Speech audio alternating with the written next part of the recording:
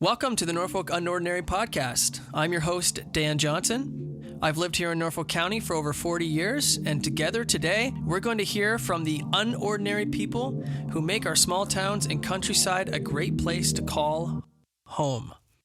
This episode of Norfolk Unordinary is brought to you by Coco Cabana Chocolate Fudge Gourmet Cafe. Follow them on Facebook and Instagram as they're always posting pictures of new and creative sweet treats. When you drop into Coco Cabana, say hello to its owner, Dave Tank, who has been serving the Port Dover community since 1995. Say hello to me too. I try to start my day at Coco's with friendly conversation and a good cup of tea. Open 7 days a week, year-round. Start your morning or fuel your afternoon with a hot coffee, tea, espresso, latte, and once you see it, you'll want to grab a little sweet piece of fudge from Coco Cabana, 16 Walker Street, Port Dover, Ontario. Matt Wood, welcome to the show. How are you, Dan? Thanks for having me on your podcast. I'm good. Well, nobody knows Matt Wood, but everybody knows Matt the Hairguy. So from here on forward, we'll just call you Matt the Hairguy. How's that? That's what I get most of the time anyway, so that's perfect. Well, Matt, really cool to have you here in studio today and to get a chance to talk to you.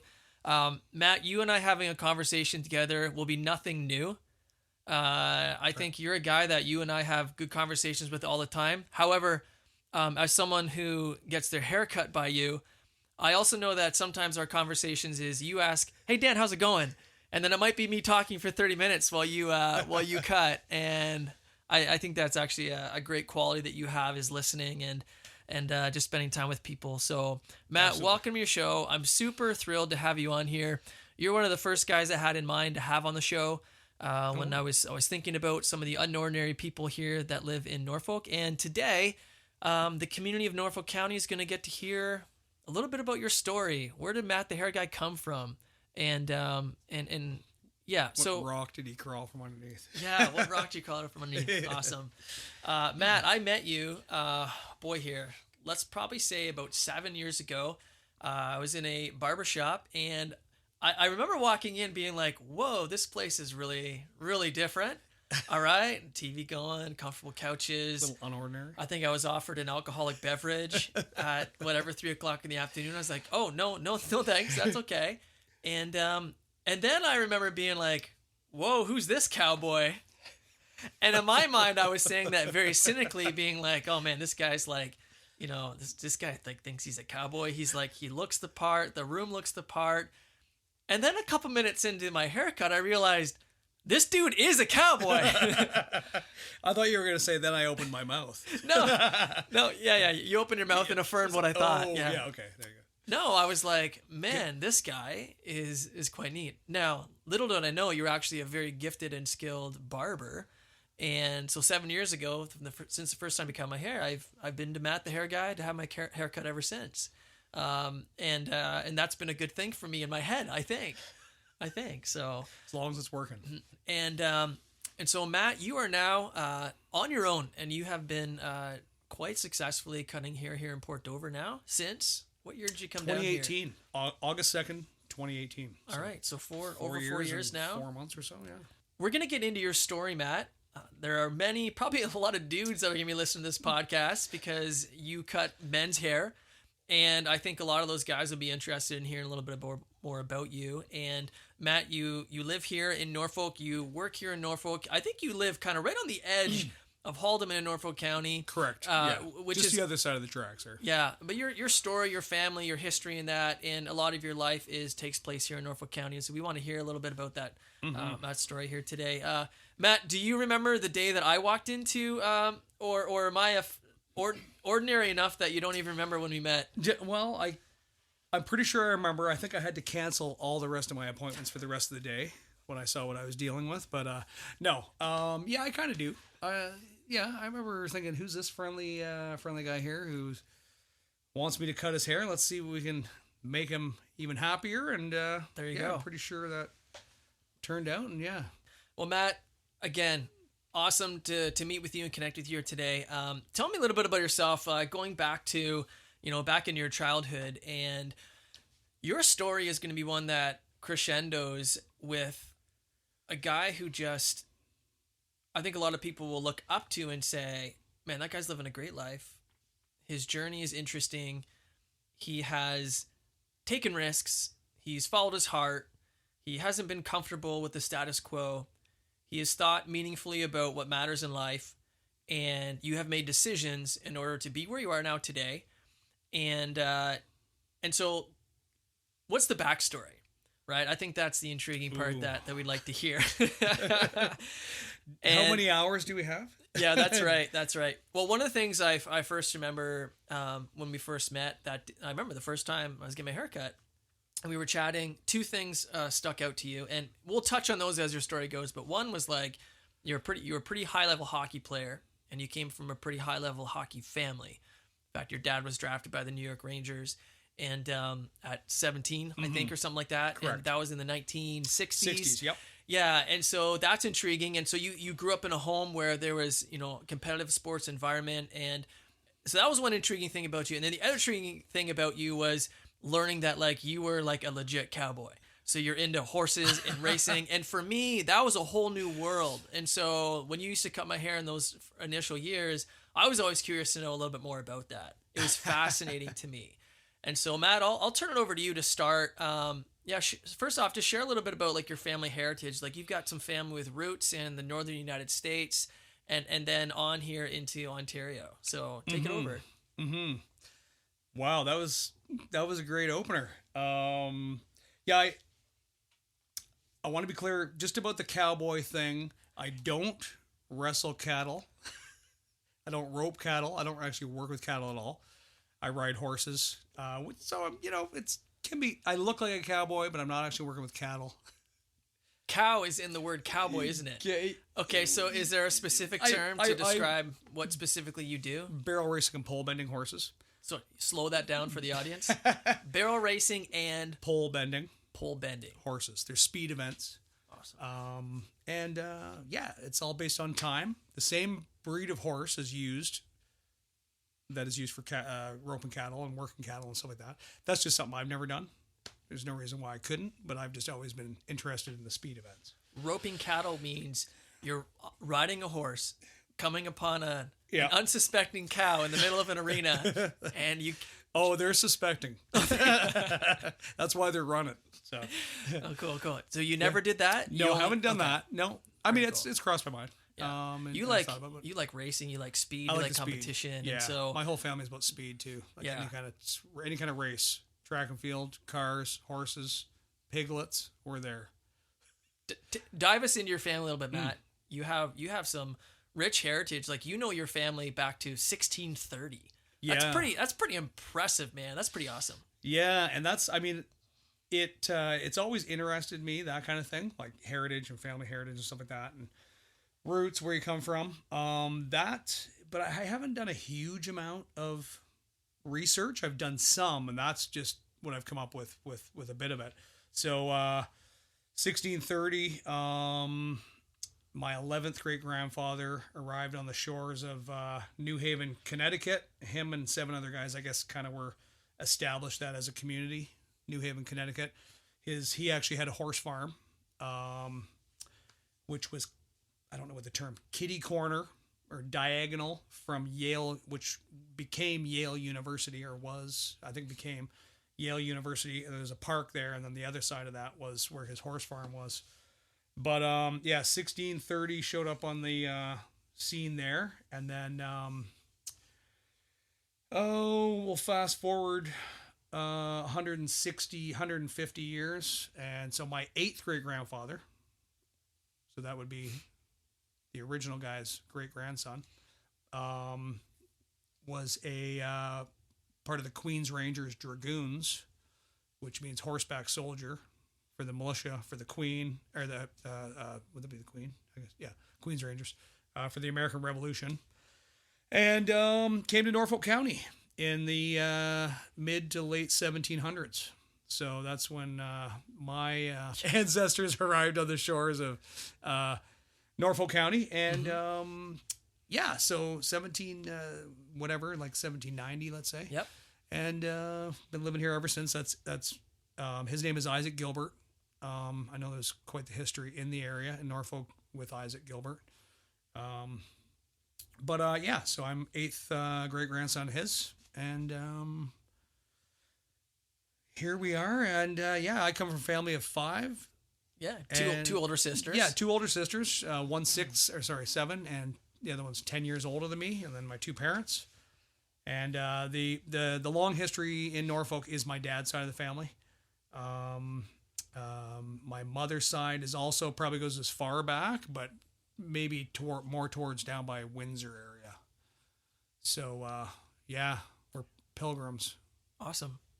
And so Matt, where were you born, and where did you live in like your childhood ages? Okay. Well, I was. You were born at a young age. I was born at a young age in a hospital. I was oversized, but So I was actually born in Hamilton General, and grew up partly in between. See, my dad was a police officer, so he was stationed out of what's it called, Port Credit, and worked there as a motorcycle cop for quite a few years. But anyway, so in between Hamilton, Dundas, Burlington area is kind of where I spent my childhood, and you spent your childhood in the arena. arena, yeah. You had your high level hockey player, your dad, and you in our pre-interview, a pre-recording chat, you're sharing a little bit about some of the expectations surrounding sport and accomplishment and getting the most out of Matt. Your dad wanted to get the most out of you, and tell me a little bit about that environment growing up. Yeah, and I think that was both my parents. It wasn't just my dad. Like they both were, he was maybe a little stronger about it, but just whatever you do it with 110%. Yeah. If you're not going to give it your all, don't even bother. Don't waste everybody's time. You know what I mean? Yeah. So, and that and I just try to apply that to everything I do. Obviously, the more mature I got, the more I did that. When you're young, you don't really think of it. You think, it's whatever. But the older you get, you kind of try to do that. And, it's worked for me. But yeah, my dad had me on skates before I was 2 years old. Skating around. I played hockey like everybody else. Played, AAA for years. And that, there was a little bit of pressure there as well. I mean, because we were always in at least 2 sports, maybe 3. Like we were always at a time, pretty much. So, hockey obviously consumed most of the winter, but to keep me in shape for that, I'd be playing lacrosse, sometimes soccer. Tried baseball a little bit when I was younger. Needed something, I think, for us, just because we're pretty highly strung. A little bit faster moving maybe, but anyway, I do like it. All kinds of, and obviously the horses. So yeah, got into I learned to ride when I was 5 or 6 years old. My dad's side of the family again, more horse people.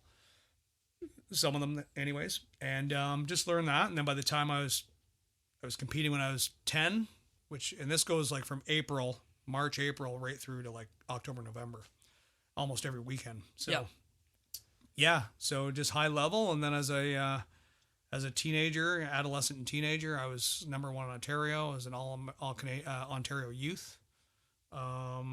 Because of my dad's in riding or in hockey or what? In barrel racing and pole bending. Wow. Yeah. Very cool. Yeah.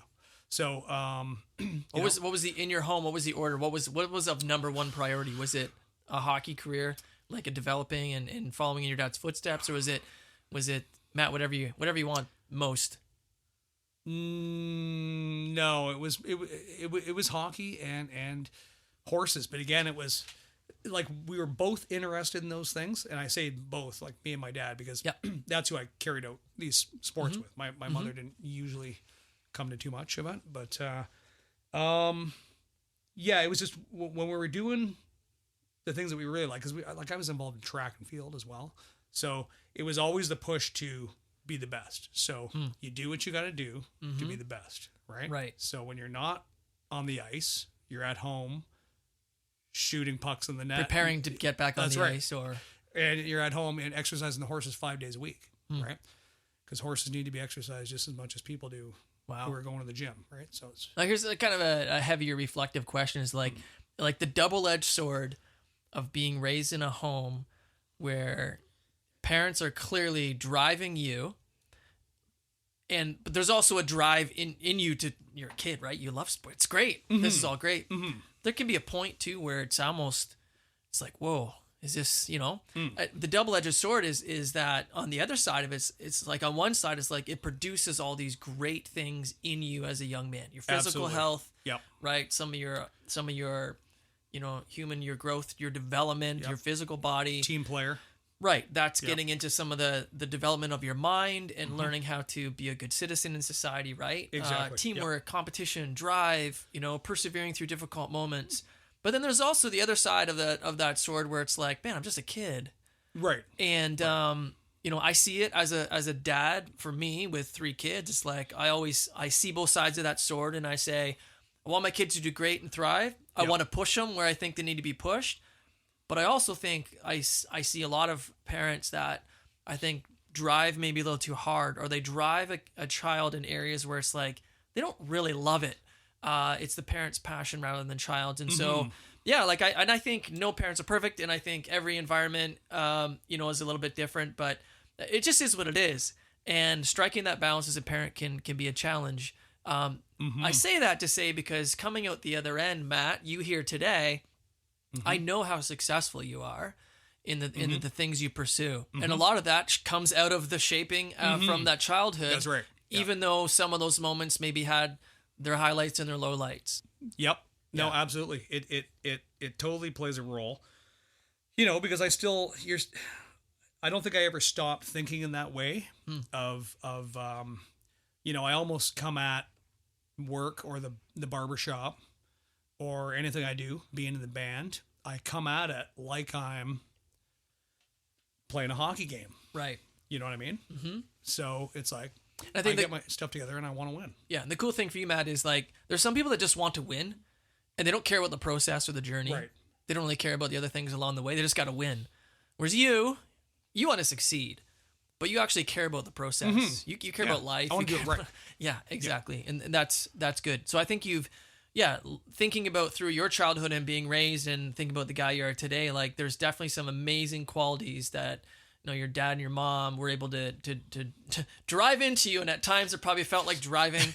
You can look back now and see the benefits. Exactly. Yeah. I mean, I think there's a really, really, really fine line there between, is it the parent enjoying it more than the kid or whatever? But, I think there needs to be some pressure there because kids will just give up.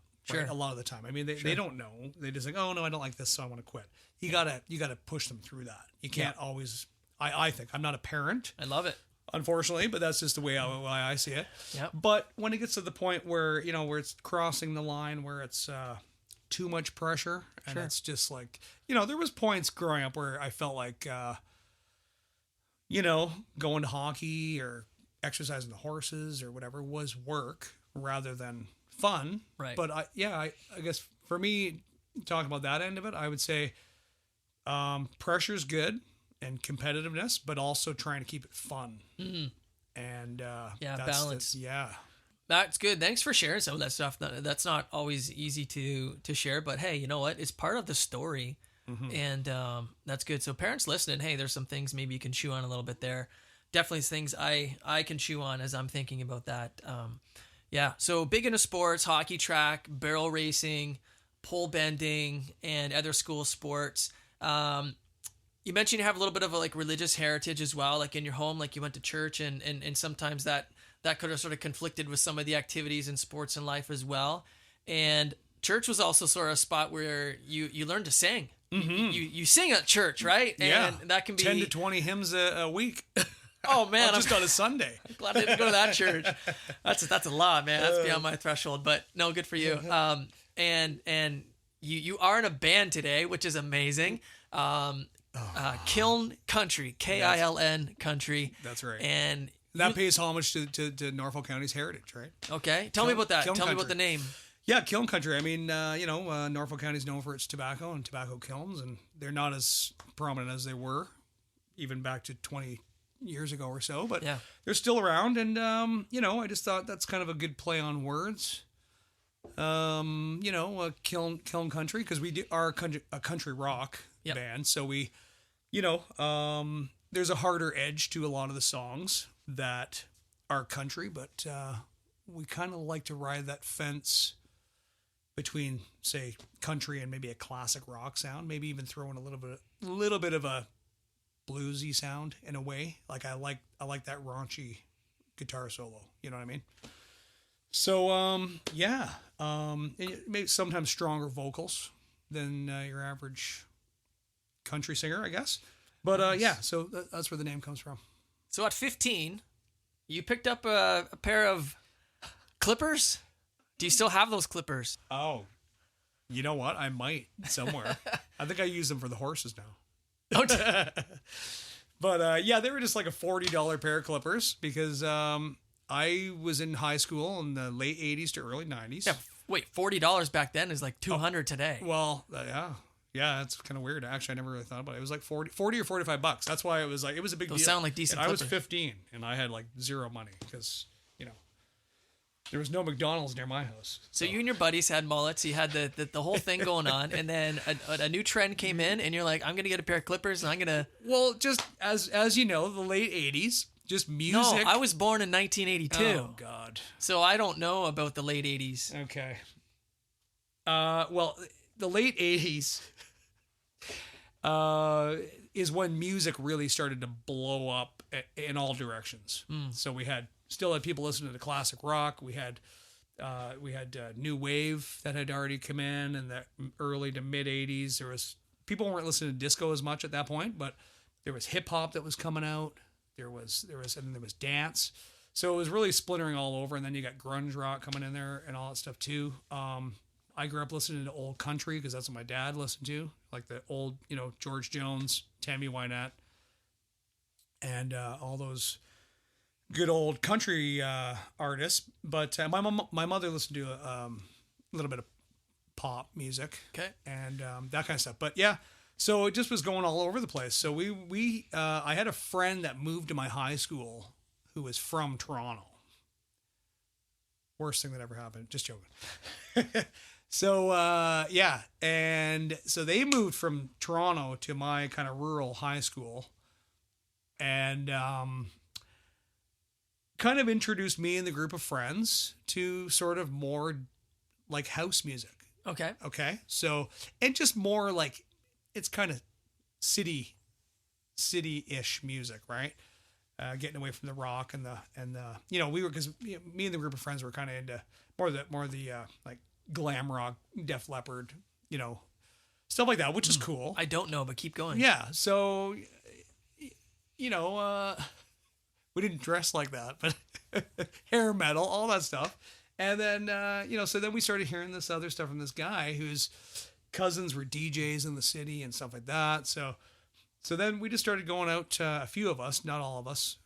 The group didn't stay as one at that point. It kind of splintered off where people would some group members remained the same and the rest of us kind of started going off and doing other stuff. So we were going out all over, driving, as soon as we got our licenses, driving all over to, Shows, clubs concerts, and yep. all that kind of stuff. And just hearing it mainly was like kind of like hip hop and house music. And so I kind of started getting into that and then got into DJing and stuff like that with that kind of music. But anyway, when you're in that environment, there's no mullets.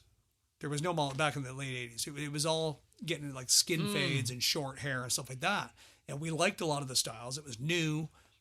To us, the mullet thing had worn itself out. It had already been around for, 7 or 8 years. And so we basically went from that to skin fades and Clippers. Clippers. So clippers it was. That's right, back to the clipper point. You had your buddies lining up? Yeah. So I just started cutting everybody's hair because the barbers that were around didn't know what we meant, didn't know what we wanted. And plus, not only that, when everybody knows me or knows, having a skin fade or short hair, you got to have it attended to often. With a skin fade, a lot of people like it once a week. So, we didn't have $20 to spend once a week going to a barber who didn't know what we wanted.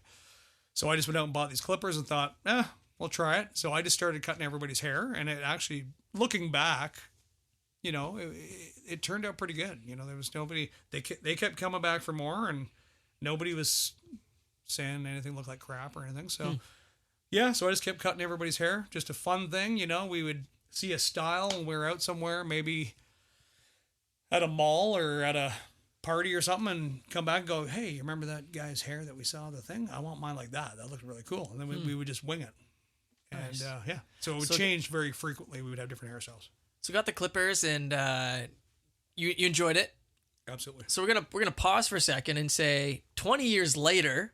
Okay, so we're gonna look at the next sort of maybe 20 years of your life here, and recognizing that you didn't pick the clippers back up again until a little bit later in life. And so let's talk about coming out of high school and into your 3 different attempts in college. So Matt, you pursued sort of 3 different avenues: arts and science, and then you pursued, what were the other couple?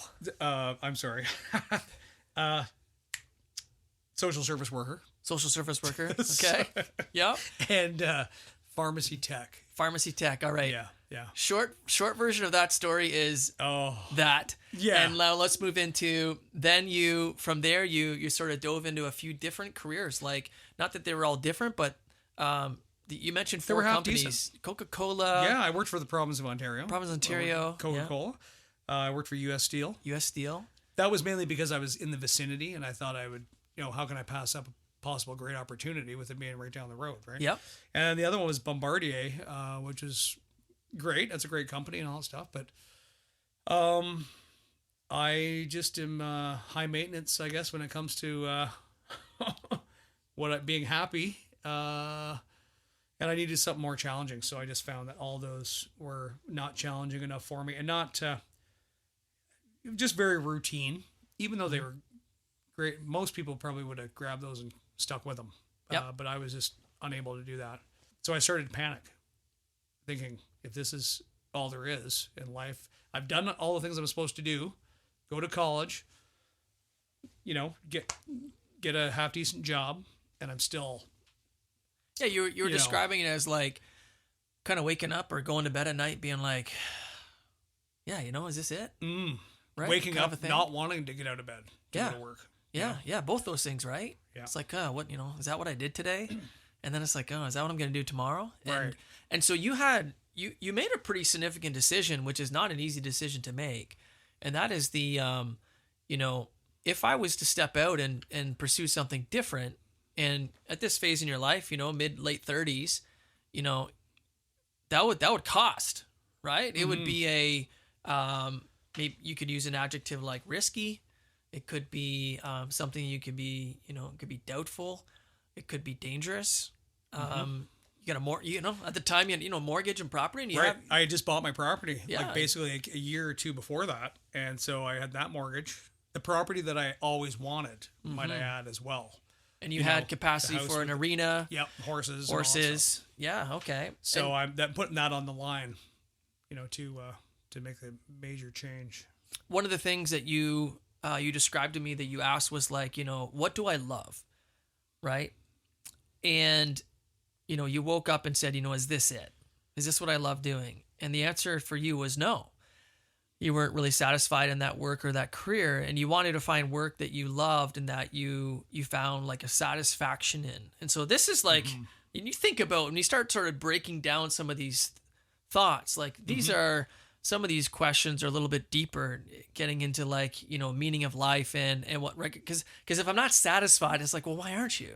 Right? Is there something in the way you were made, or something in, the particular things that are unique to Matt that Matt hasn't quite found that yet? And so the answer for you was, back when I was 15, I bought those pair of clippers. You know what? I really enjoyed that. And and so tell me a little bit about your journey out of Bombardier and into that. You said it was a quick exit and a quick entry back into. So how did that go? Yeah, well, I basically just had, there was a day there where I just had a moment with myself, just thinking, if I have to go on like this for years and years, and then moan and groan about all the things that I didn't do or shoulda, coulda, woulda, all that stuff. So it's not that you weren't good in your work. It's not that you weren't wanted. Right. It was the opposite. You were fine. Yeah. It was that great. Bombardier job, I beat out 1,200 other people for that job. So That's significant. I wasn't playing games. No. I had on the best cologne that day. That's right. And hair. That's right. All right. So. All right. You fooled them, Matt. Good for you. But anyway, yeah, so I just I thought I got to do something about this. So I just made up a pros and cons list of staying there versus pursuing something else, and then, you know, where was I going to go with it? You know, was I going to open a variety store, or was I going to, you know, you never know. I mean, you know, so I wanted to concentrate on things that obviously that I was good at, which I knew I was, that I liked. And I say that as in just from all the playing around as teenagers cutting hair, it felt good, right? It felt natural to me. And felt like I always did a good job. And we always wanted to look the best. So that was a plus there. We cared the way we looked, and it came naturally. So barbershop school it was. Yeah. 2 weeks later, after coming to that conclusion, I was in school. So yes. Wow, man. I wasn't, I thought, because if I don't do it now, because there had been other points over the previous 10 years where I had kind of wavered a bit and thought, should I be doing something else? And then I go back, just stuck with what I was doing. Mm-hmm. So I thought, is this going to be one of those times, or am I actually going to follow through? So I followed through, and I was in school doing that, like within, I think, 2 weeks. Nice. And your school experience was a good one, right? It was positive. You found right away, you know what? I like this, and Absolutely. I'm good at it. Absolutely. Right? Were you good at it, Matt? Yeah. I would say Matt, were you the best in your class? Oh my gosh. Well, no. You know, there's a lot of stuff that you learn that you're not going to use. I mean, you get in school, you learn everything from the past 2,500 years, 4,000 actually years about hair. The Pharaoh cut, the black pony. Pretty much, yeah. Has anyone ever requested that? Styling. Pause. What's the weirdest haircut request you've ever had? Oh, I have no idea. Where you've been like, excuse me, or like you're in your head you're thinking, I need to tell this person this is a terrible idea. Do you have that? Does that ever happen? Yeah, the shape of your head is not. Yeah. Are you trying to look like a pumpkin? You know, really, you know what? I'm lucky because, I mean, I consider myself, you know, kind of an artist in a lot of ways. I think you are definitely an artist. There hasn't been. I mean, if this was Queen Street in Toronto, I probably would have a lot of stories like that. But because of where we are, it's a little more realistic for the surroundings. Okay, is every guy like me in Norfolk County walk in and you go, so you did it? I'm like, yep. Yep.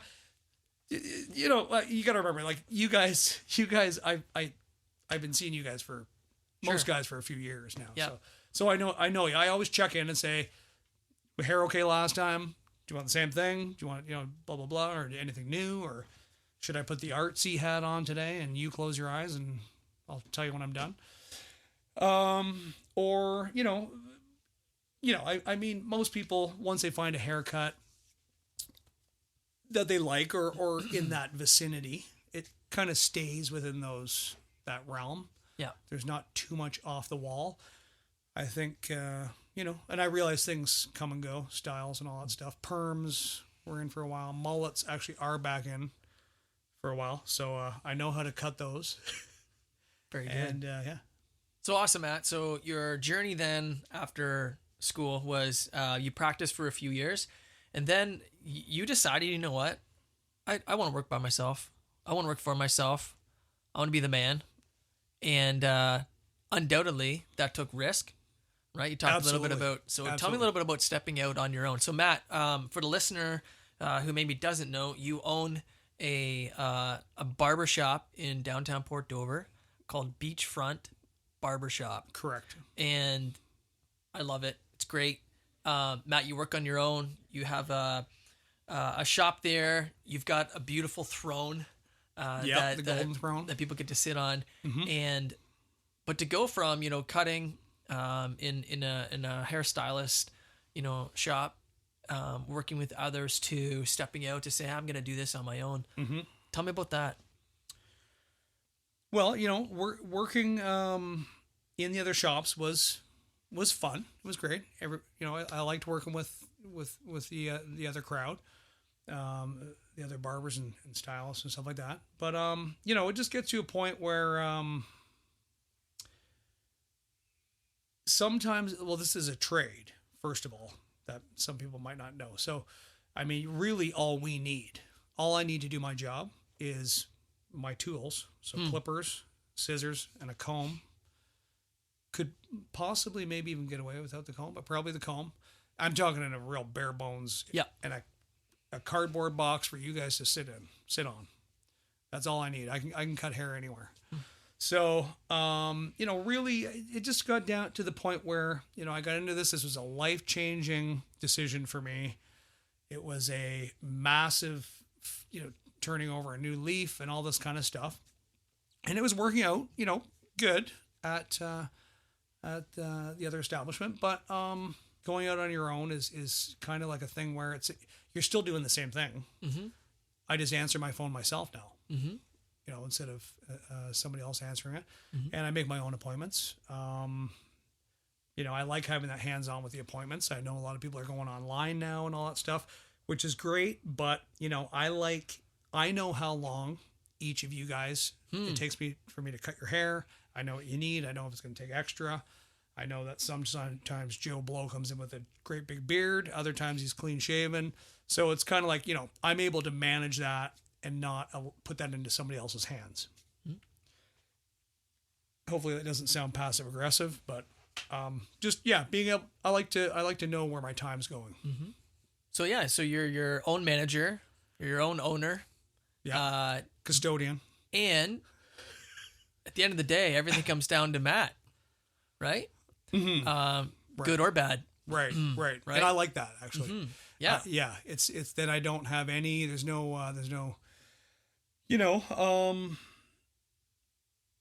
don't like the word baggage, but there's no other. If something didn't work out or whatever, it's up to me. Or if something's great, it's been because of me. But well, Matt, you are an excellent manager. The barbershop itself, you run it well. One of the things I had to. You're a very humble guy, Matt, and I know it'd be uncomfortable for you to hear praises sung about you. But one of the things I wanted to say was like, your services are so good that you're full, right? Meaning, mm-hmm. I don't know if you recognize how awesome that is, but to be a guy who is now successfully running this barbershop and you literally have to say no to new customers. I hate saying no.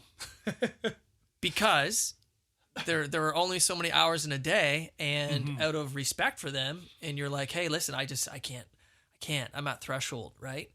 That is what success would look like, right? And mm-hmm.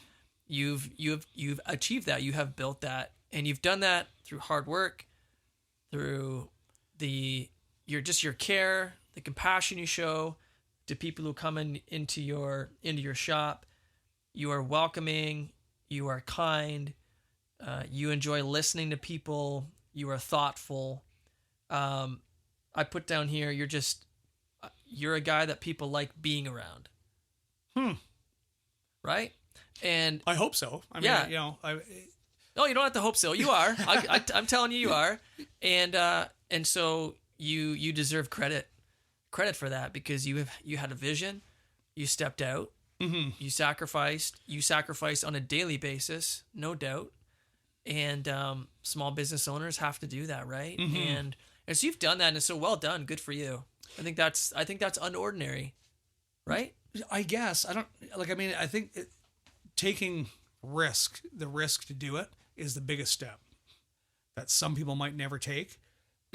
I almost feel like you kind of gotta be at the point where you're like ready to snap, and then you just go, you know what, and just do it. And that's maybe not a good point to be at for making a major decision, but really just taking that risk of following your what you set out to do originally, and making sure that you follow through with it, I guess. Well, I think you've done that well, and I think you make Norfolk County a better place to call home because of the particular service you provide. Hey, at the end of the day, getting your haircut doesn't save lives, right?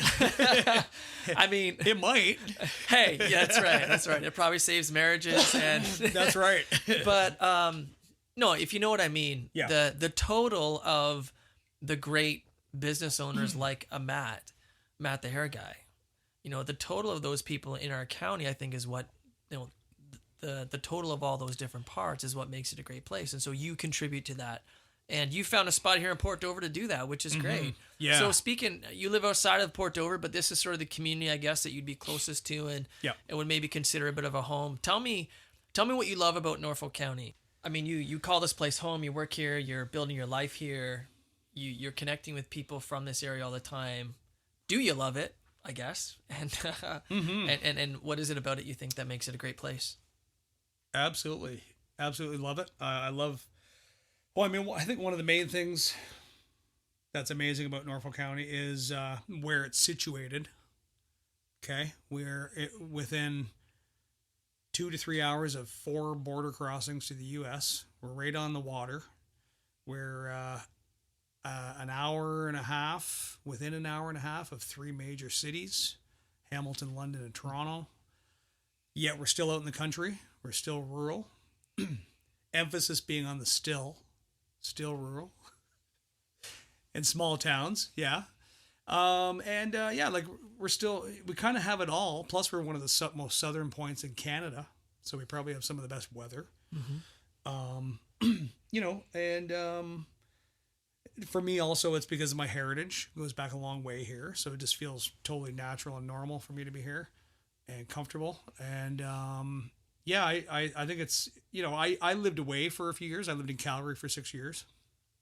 Calgary, Alberta for 6 years, and that was fun. But sometimes you just don't know what you got till it's gone, right? And when I was away is when I realized, you know what, I got to move back there. It's actually, you don't realize it when it's right under your nose. So you have, at your property, you have built an outdoor riding arena. That's correct. Yeah, and you've got horses. And I've been out, visited a couple times, brought the kids over to look at the horses from the road. Yeah. And you just love it, eh? Oh yeah. I mean, you are right close to being on the water. And you got privacy. You've got whatever. And you love it. Absolutely love it. The only thing I'd change about it is I'm on clay, and I would change it to sand. Of course you would. I'm on which clay. Is further west in Norfolk, so. I'm on clay now as well. Oh, are you? Yeah, yes, our last house was on sand, and I could dig anything out of that ground in a minute. Now it's a bit different story. So now when it's rainy, it's a mud hole, but at my place. But I'm the first road up from the lake, and it's just I'm kind of smack dab in the center of the universe as far as I'm concerned. And even if we want to go on a trip or whatever to New York City or something like that, it's not even that far, right? Nashville, we're sort of in a great spot. So in the horse world, that's also where we're located is great. We're there's a whole lot going on north and south of us, east and west. So it's a great spot to be. What's coming up next for you? Just as we wrap up here, a couple intriguing things about Matt. You have this business that you run well, and you're in a band. You like to play and perform, Kiln Country, and in particular, you play in local things here in Norfolk County, which I think is great. And you guys had any shows coming up, or? Well, I'm hoping there's something coming up around Christmas, but we do have a few bookings already next year. Nice. You guys were at Norfolk County Fair this year. You guys July 1st or Friday the 13th and some of those things. You Rodeo. Guys, yeah? Yeah, Friday the 13th, sorry. Rodeo. Did a couple of other ones, Port Ryerson, Peacock Point. Wonderful. Did the fair. So we can find you on Facebook if you wanted to. Just joking. Kiln Country. We can find you on Facebook. That's good. Yeah, Kiln Country is the Facebook page. Nice. And we can find Beachfront Barbershop. Yep, it's under Matt the Hairguy. under Matt the Hairguy And, on Facebook as well. And Matt, if I was a barber, an up-and-coming barber, or if I know a guy who's a barber, an up-and-coming barber, should I get in touch with you and say, hey, Matt, could I join you? You know what? That would be good. That'd be good. You know, I'm always open to possibilities. You know what I mean? You know, there's a few boxes that need to be checked for obvious reasons, but you know, hey, the door is always open for the right person. So cool. Well, often, Matt, a couple times a year, you ask me very, very specifically, Dan, you interested in becoming a barber? And so I raise the question to our listeners because there may be someone out there, and if the stars were to align and you check all the boxes, you know, Matt, you would be a great guy to work with. And that's probably why you ask me if I'm interested, because you're probably like, Dan would be a nice guy to work with. Yeah, exactly. I've got enough things on the go that I'm good. I appreciate what you do. And Matt, I want to thank you for being on the show here today. And Matt Wood, you are unordinary. Oh, you have no idea. I've got a bit of an idea. I knew the questions not to ask, Matt, because I don't want to know it all. Super thankful that you were able to be here on the show today, and looking forward to get my hair cut from you in the future. And you're a great guy. So then, Matt, thank you so much. Well, thank you. It's been fun. Good chit chat. See you around Port Dover. Absolutely. All right. Planning your next haircut. This episode of Norfolk Unordinary is brought to you by Coco Cabana Chocolate Fudge Gourmet Cafe. Follow them on Facebook and Instagram, 16 Walker Street, Port Dover, Ontario.